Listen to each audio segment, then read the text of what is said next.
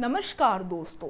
History में पहली बार observe किया है कि कोई पहला स्पेसक्राफ्ट जो कि सन के एटमॉस्फेयर में जा चुका है और वो लिटरली सन को स्टडी कर रहा है एंड वो मेल्ट भी नहीं हो रहा है। इसका आप यहाँ फोटो देख सकते हैं। इसका नाम है पार्कर सोलर प्रोब, जिसको नासा ने लॉन्च किया था और इसका कारनामा हिस्ट्री में हमेशा के लिए हम याद करेंगे। फ्रेंड्स, आज वाले वीडियो में मैं आपको इसकी पूरी साइंस बताने वाला हूँ कि क्यों ये स्पेसक्राफ्ट मेल्ट नहीं हो रहा है, इसके क्या क्या रीजंस हैं। So let's start.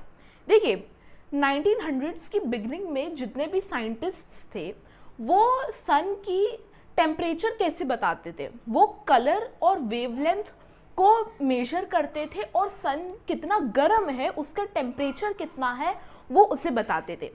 आपको अगर मैं एक फैक्ट बताऊं कि जितने भी हमारे अर्ली टाइम के पीरियड के जो लोगों थे उनको नहीं पता था कि सन कितना गर्म है, उनको तो ये तक नहीं पता था कि सन गर्म भी है या नहीं है।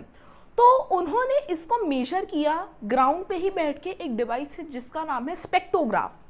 स्पेक्ट्रोग्राफ से ये वेवलेंथ और कलर को मेजर करते थे। जिस कलर की वेवलेंथ ज़्यादा थी उसका कलर, उसका जो टेम्परेचर तो वो ज़्यादा होगा, एग्जाम्पल ऑफ रेड, और जिसकी वेवलेंथ छोटी थी ब्लू, मतलब कूल कलर्स और एंड हॉट कलर्स का आप एग्जाम्पल ले सकते हैं। तो इस चीज़ को हमने ऑब्जर्व किया 1900s में। अब हम अपने पार्कर सोलर प्रोब पे आए कि ये क्यों नहीं मेल्ट हो रहा है, क्या रीज़न है इसका।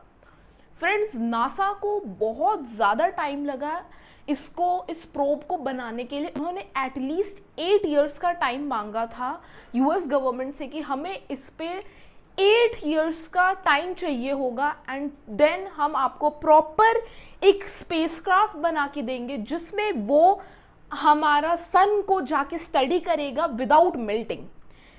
देखिए फ्रेंड्स, सन का जो सरफेस टेम्परेचर होता है वो होता है 5500 डिग्री सेल्सियस, और जो सन के एटमॉस्फेयर का टेम्परेचर होता है जिसको हम कोरोना बोलते हैं, जो कि आउटर लेयर है सन की, उसका टेम्परेचर होता है 5 लाख डिग्री सेल्सियस। जो हमारा मेटल है वो तो मेल्ट होगा ही, और सबसे जो सख्त पत्थर है जिसको हम डायमंड बोलते हैं वो तक मेल्ट कर जाएगा। और अगर हम कोरोना लेयर पे आए तब ये इतनी ज़्यादा है कि यहाँ पे बचने के चांसेस इम्पॉसिबल है, चाहे वो कोई भी मेटल क्यों ना हो। अगर मैं आपको दुनिया का सबसे स्ट्रॉन्गेस्ट मेटल बनाऊं जो कि टंगस्टन है, जिसका मेल्टिंग रेट होता है 4422 डिग्री सेल्सियस, वो भी वहाँ पे 1 सेकेंड में के अंदर हमारा मेल्ट हो सकता है। तब आप इमेजिन करिए कि कोरोना लेयर पे कितनी ज़्यादा वो गर्म है कि वो मेल्ट हो जा रहा है। बट हमारा ये स्पेस प्रोब जो कि सन को स्टडी कर रहा है, ये क्यों नहीं अभी तक फ्रेंड्स मेल्ट क्यों नहीं हुआ। देखिए फ्रेंड्स, ये लॉन्च हुआ था 2018 को cap Canaveral air space station से, एंड इसको नासा ने लॉन्च किया था। अब एक बात मैं आपको यहाँ पे बताना चाहूँगा, जब भी कोई भी स्पेस प्रोब को अर्थ पे एंटर करना है किसी भी प्लैनेट पे, तो उसको उसकी स्पीड कम करनी पड़ेगी, और जब वो स्पीड कम करेगा फ्रेंड्स, तभी जाके वो प्लैनेट उसको अट्रैक्ट करेगा थ्रू ग्रेविटेशनल पुल, और तब वो प्लैनेट उसकी तरफ खींचा चला जाएगा। जो हमारा स्पेस प्रोब है वो उस प्लैनेट की तरफ खींचा चला जाएगा through gravitational pull of that planet. अब किसी भी स्पेस प्रोब को फ्रेंड्स अगर किसी भी प्लैनेट से बाहर जाना है, उसकी ग्रेविटी को छोड़ना है, तब हमारे पास 2 टाइप के मेथड होते हैं। या तो हम उसकी स्पीड को ज़्यादा रखें ताकि वो जो एटमॉस्फेयर है उसको वो तुरंत छोड़ दे, या एक वे होता है स्लिंग शॉट मेथड।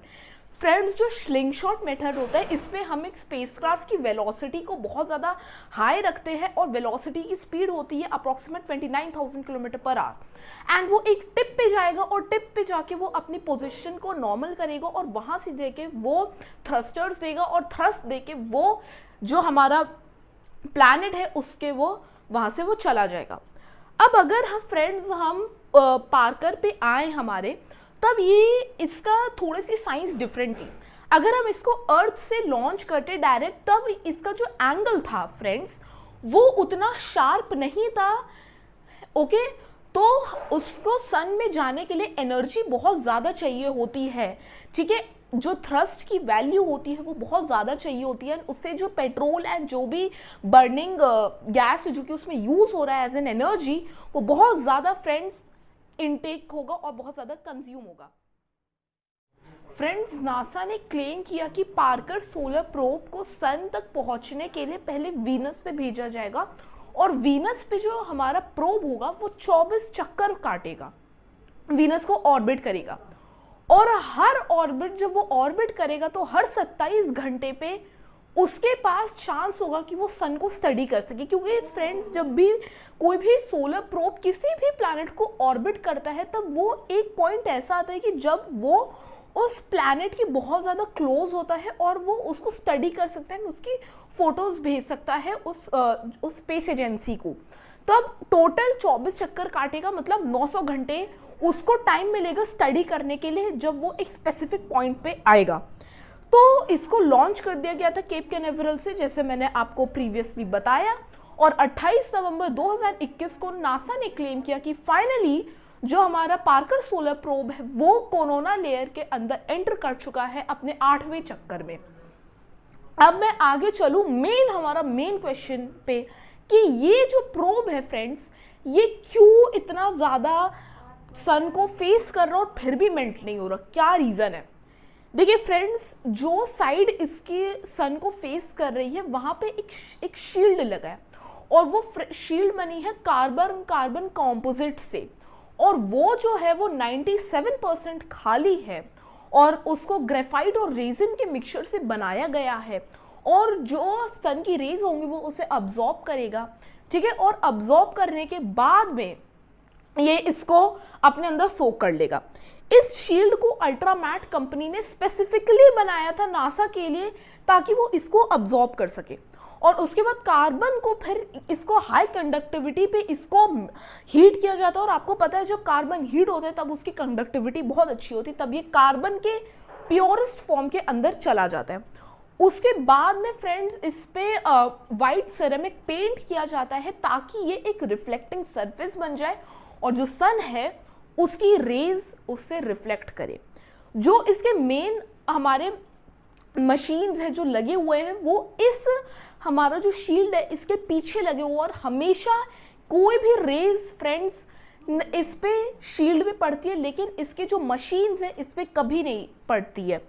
नासा ने क्लेम किया कि ये 2500 डिग्री सेल्सियस तक मैक्सिमम अपने को कर सकता है कि वो इसको अब्जॉर्ब कर सकता है, 2500 डिग्री सेल्सियस तक मैक्सिमम हीट वो अपने अंदर अब्जॉर्ब कर सकता है। बट ये कोरोना में है, ये कैसे हो रहा है फ्रेंड्स? देखिए, अगर हम लॉ ऑफ थर्मोडायनेमिक्स पे जाएं तब थर्मोडायनेमिक्स कहती है कि हीट ट्रांसफर के लिए एक मीडियम चाहिए होता है।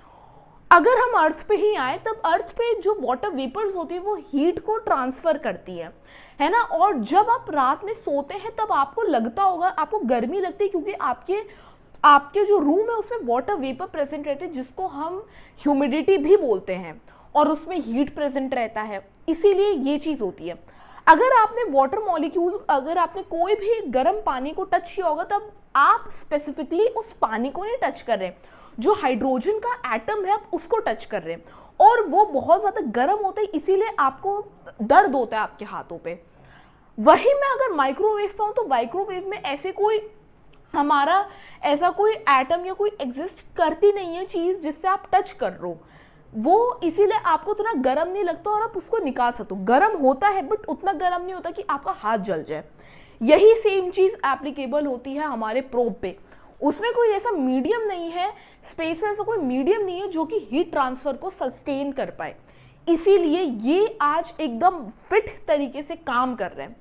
जो इसकी सन वाली साइड है वो 1200 डिग्री सेल्सियस तक गर्म रहती है, और जो पीछे का साइड है जहाँ पे solar panels and many more things लगे हैं वो आज माइनस में चल रहा है, बिकॉज वहाँ पे कोई भी सन की रेज नहीं जाती है। ये मैंने आपको बताया कि कैसे आज पार्कर सोलर प्रोब वर्ल्ड का पहला प्रोब बन चुका है जिसने सन को स्टडी किया एंड सन के आउटर कोरोना लेयर में एंटर किया। आज वाली वीडियो को लाइक करेगा।